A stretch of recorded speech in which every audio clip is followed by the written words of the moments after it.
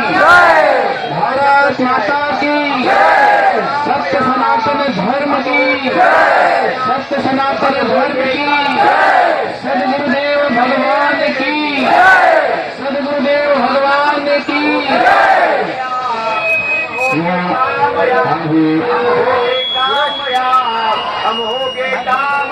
महाराष्ट्र जो कि वीरों की भूमि है, शिवाजी महाराज की पावन भूमि है।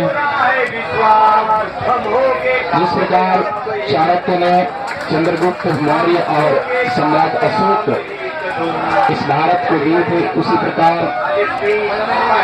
समर्थ रामदास जी ने इस महाराष्ट्र की भूमि को शिवाजी जैसे दिए थे। ये महाराष्ट्र की भूमि वीरों की भूमि है और आज यहाँ इस मैदान में हम कोई सत्संग करने या भजन कीर्तन करने नहीं आए हैं। हम इसलिए आए हैं कि आज इस देश को जो सच्ची आजादी मिली, इस देश के लिए जिन्होंने सच्ची सेवा करी है, वो इस देश की सच्ची सेवा किसी नेता ने नहीं करी है। अगर इस देश की और संस्कृति की सेवा की है तो शिवाजी महाराज ने की है, समर्थ महाराज ने की है, चाणक्य ने है, ऐसे वीर और संतों ने की है। छत्रपति शिवाजी महाराज की।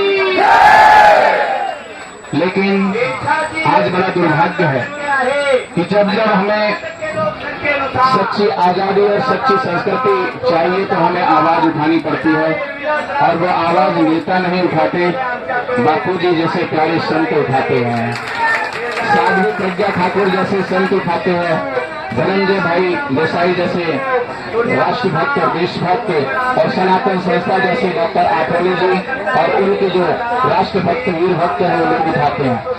लेकिन जब जब राष्ट्र की बात आती है, जब जब धर्म की बात आती है, जब जब संस्कृति की बात आती है, तो घूम फिर करके टारगेट किए जाते हैं, तो वो सनातन धर्म के हिंदू संतों को भी किया जाता है। इतिहास साक्षी है, चाहे राम जी का युग हो, चाहे कृष्ण का युग हो, चाहे नानक बुद्ध कबीर और महावीर का युग हो, या वर्तमान में हम देखें तो यही परंपरा चली आ रही है।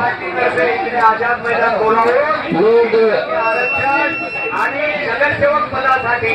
बात करते हैं कि भारत व्यसन मुक्त भारत हो, लेकिन नेता सिर्फ बात करते हैं, लेकिन उसको सच्चा कार्यान्वित अगर कार्य कर सकते हैं तो वो सच्चे संत कर सकते हैं।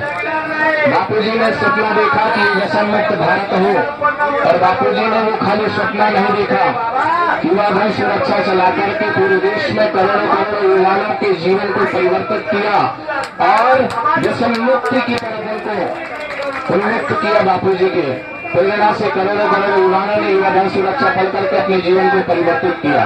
अगर बापूजी के बारे में हम देखें तो बापूजी ने 50 वर्षों से पूरे देश और विदेशों में घूम घूम करके सनातन धर्म के लिए, सनातन संस्कृति के लिए और सनातन धर्म की स्थापना करने के लिए कार्य किया। आज अगर बापूजी जेल में है तो उनका सिर्फ यही कसूर है कि बापूजी ने इस भारत को विश्व गुरु देखने का स्वप्न देखा था। बापूजी ने इसलिए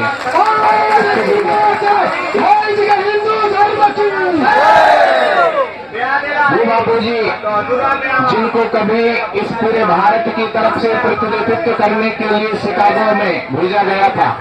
इस प्रकार 1893 में स्वामी विवेकानंद भारत की प्रतिनिधित्व करने के लिए शिकागो की धर्म सभा में गए थे।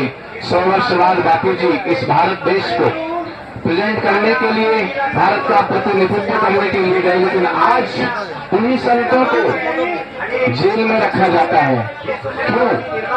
क्योंकि बापूजी का जो देवी कार्य है, जैसे वृक्ष जमीन से उगता और धीरे धीरे बढ़ता है, उसकी शाखाएं आसमान की तरफ चढ़ती है तो वो दिखने लगती है, उसमें पत्तियां खिलती है तो वो दिखते हैं, उसमें फूल खिलते हैं, उसकी सुगंध चारों तरफ फैलती है और उसमें फल लगते हैं, वो भी दिखते हैं।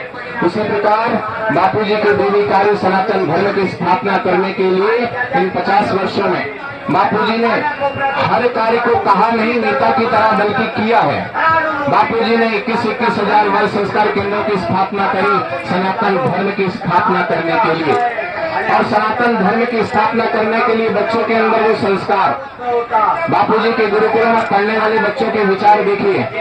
एक बच्चा सीढ़ियों से चलते चलते गिर जाता है, उसके पैर में चोट आ जाती है, खून निकल आता है, तो वो बच्चा क्या कहता है कि मुझे चोट नहीं लगी, मेरे पैरों को चोट लगी। इतना ऊंचा ज्ञान अगर हो सकता है तो बापूजी का ज्ञान ही हो सकता है। बापूजी के द्वारा बाल संस्कार केंद्र में जाने वाले बच्चों का ही इतना ऊंचा ज्ञान हो सकता है कि मैं शरीर नहीं हूँ, मैं आत्मा हूँ। इतना ऊंचा ज्ञान देने वाले बापू।